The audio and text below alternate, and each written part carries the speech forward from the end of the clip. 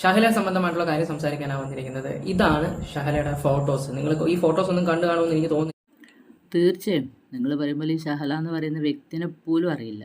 ഈ പറഞ്ഞ തന്നെ ഇപ്പം ഈ ഒരു എന്താ പറയുക യൂട്യൂബ് എന്ന പ്ലാറ്റ്ഫോം വഴി ഇങ്ങനത്തെ ഒരു കുറ്റകൃത്യം തന്നെ പറയാം, ഇങ്ങനത്തെ ഒരു ഒളിച്ചോട്ട കുറ്റകൃത്യം ചെയ്തത് കൊണ്ട് മാത്രമാണ് ഇപ്പം ഈ ഷഹല എന്ന് പറയുന്ന വ്യക്തിനെ എല്ലാവരും അറിഞ്ഞത്.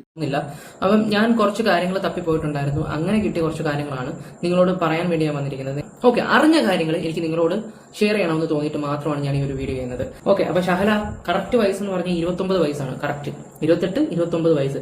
18ാമത്തെ വയസ്സിലാണ് പുള്ളിക്കാരി കല്യാണം കഴിക്കുകയൊക്കെ ചെയ്തത്. 4 വർഷത്തെ കാത്തിരിപ്പിന് ശേഷമാണ് കുട്ടിയും കാര്യങ്ങളൊക്കെ ഉണ്ടാവുകയൊക്കെ ചെയ്തത്.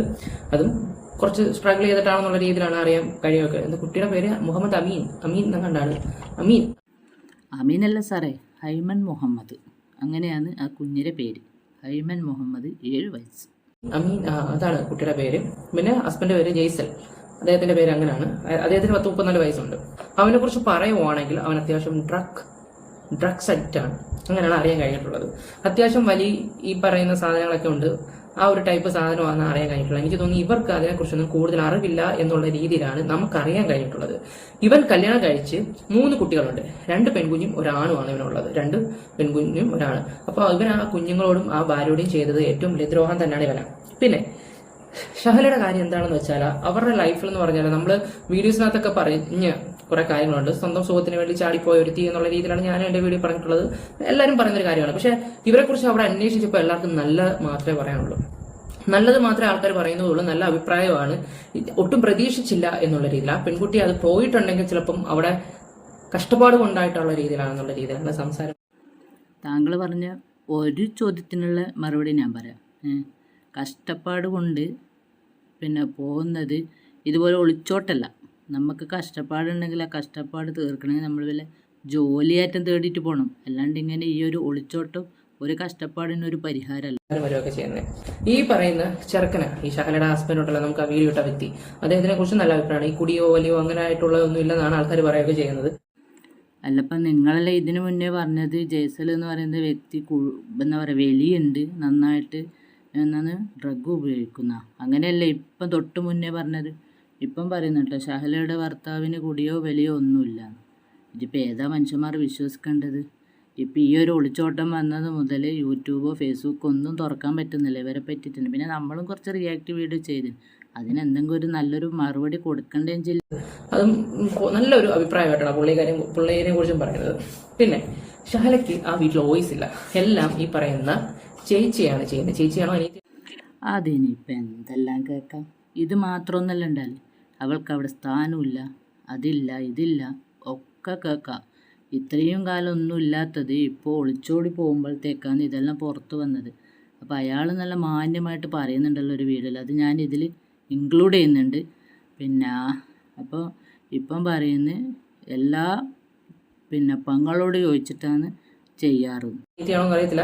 ഇവന്റെ ഈ ഹസ്ബൻഡിന്റെ എന്റെ പേര് ജയ്സലിന്റെ സഹോദരിയാണ് എല്ലാ കാര്യങ്ങളും ആ വീട്ടിലൊക്കെ ചെയ്യുന്നത്. ഇപ്പം പൈസ അയച്ചു കൊടുക്കുവാണെങ്കിലും ഈ പറയുന്ന സഹോദരിക്കാണ് കൊടുക്കുന്നത്. മാസത്തെ പൈസ കണക്കോ മറ്റുള്ള കണക്കൊന്നും ഒരാൾക്കും പിടിക്കാൻ കിട്ടൂല. അതിപ്പോൾ അങ്ങനെ തന്നെയാണ്. നാട്ടിലിപ്പോൾ ഒരാൾ മരിക്കട്ടെ, ഒരാൾ വല്ല ആത്മഹത്യ ചെയ്ത് കഴിഞ്ഞാൽ ഒരുപാട് അഭിപ്രായങ്ങളുണ്ടാവും നാട്ടുകാർക്ക്. അതങ്ങനെയായിട്ടാണ്, അതിങ്ങനെയായിട്ടാണ്. പക്ഷെ നമുക്കൊന്നും അതിൻ്റെ ഒരു സത്യാവസ്ഥ അവർക്ക് മാത്രമേ അറിയൂ.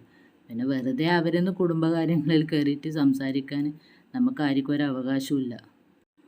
അന്നേരം നിങ്ങൾ പറയും പിന്നെന്തിനാ നിങ്ങൾ അവരെ പറ്റി വീഡിയോ ഇടുന്നു. പക്ഷേങ്കിൽ വീഡിയോ യൂട്യൂബിൽ വന്നു, അത് കണ്ടു, അത് നന്നായിട്ട് മുഴുവനായി കണ്ടതിന് ശേഷം നമുക്കൊരു അഭിപ്രായം പറയണമെന്ന് തോന്നി, അതങ്ങനെ പറയുന്നതാണ്. 500-600 രൂപ മാത്രമേ ഈ പറയുന്ന അവരുടെ ചെലവിന് വേണ്ടി മാത്രമേ കൊടുക്കുന്നുള്ളൂ. ആരുടെ? ഈ പോയ പെണ്ണിന്റെ ഷഹലയ്ക്ക് കൊടുക്കുന്നത്. അപ്പം എന്ത് കാര്യങ്ങളുണ്ടെങ്കിൽ പോലും സഹോദരിക്കാണ് അയച്ചു കൊടുക്കുകയൊക്കെ ചെയ്യുന്നത്. അപ്പം സത്യം പറഞ്ഞാൽ പുള്ളിക്കാരിക്ക് ഒരു വോയിസ് ഇല്ല. ഒന്ന് ആലോചിച്ച് നോക്കി. പോകുന്നതിന് 2 ആഴ്ച മുമ്പ് ഒരു വാഷിംഗ് മെഷീൻ എടുക്കുന്ന കാര്യം അവിടെ സംസാരിച്ചിട്ടുണ്ടായിരുന്നു. അപ്പം ഇപ്പോഴാ പിടികിട്ടി കണ്ടാ. ഇവള് തൊട്ടടുത്ത മൊബൈൽ ഷോപ്പുകാരൻ്റെ കൂടെ ഒളിച്ചോടാൻ കാരണം വാഷിംഗ് മെഷീനാന്ന് പോലും, അലക്കാൻ കിട്ടായിട്ടാ. ഇപ്പം ഇവള് മൊബൈൽ ഷോപ്പുകാരൻ്റെ ഒപ്പം അലക്കാൻ പോയതാ. ഒരു വീട്ടിലേക്ക് വാഷിംഗ് മെഷീൻ വാങ്ങാൻ വേണ്ടി പറഞ്ഞപ്പം അത് ജയ്സലിൻ്റെ പെങ്ങളോട് പറഞ്ഞിട്ട് വേണ്ട കാര്യം ചെയ്യുക എന്ന് പറഞ്ഞ് അതാണിപ്പം കാരണം. ഇവള് മൊബൈൽ ഷോപ്പുകാരൻ്റെ പേര് ഒളിച്ചോടെ. സൗദിയിൽ ജോലി ചെയ്യാണ്. ഈ കഴിഞ്ഞ 16-ാം തീയതി കാലത്ത് 11 മണിക്ക് മുതൽ എൻ്റെ ഭാര്യയെ കുട്ടിയെ വീട്ടിൽ നിന്ന് കാണാതായിട്ടുണ്ട്. ഇന്നേക്ക് ഏതാണ്ട് 8 ദിവസത്തോളായി. ഇതുവരെ വിവരമൊന്നുമില്ല. അന്ന് തന്നെ മിസ്സിംഗ് കേസ് ഉണ്ടായ സമയത്ത് തന്നെ ബാലുശ്ശേരി പോലീസിലും അതുപോലെ തന്നെ വടകര DYSPന്റെ നേതൃത്വത്തിലൊക്കെ പരാതി കൊടുത്തിട്ടുണ്ട്. ഇതുവരെ വിവരമൊന്നുമില്ല. എത്രയും പെട്ടെന്ന് എൻ്റെ മകനെ കണ്ടുപിടിക്കാനുള്ള ഒരു ഉദ്ദേശമാണ് എനിക്കിപ്പോൾ ഉള്ളത്. അതിന് പോലീസ് വേണ്ട രീതിയിൽ എന്നെ സഹായിക്കാനുള്ള വിശ്വാസം എനിക്കുണ്ട്. അതിൻ്റെ വേണ്ട കാര്യങ്ങൾ എത്രയും പെട്ടെന്ന് ചെയ്തിട്ട് എൻ്റെ മകൻ എവിടാന്നുള്ളത്, ഭാര്യ എവിടാന്നുള്ളത് കണ്ടുപിടിക്കാനുള്ളതാണ് എൻ്റെ ഇപ്പോഴത്തെ ആവശ്യം. 8 കൊല്ല അല്ലെ 10 കൊല്ലറ്റായി ഇവരെ കല്യാണം കഴിഞ്ഞിട്ട്.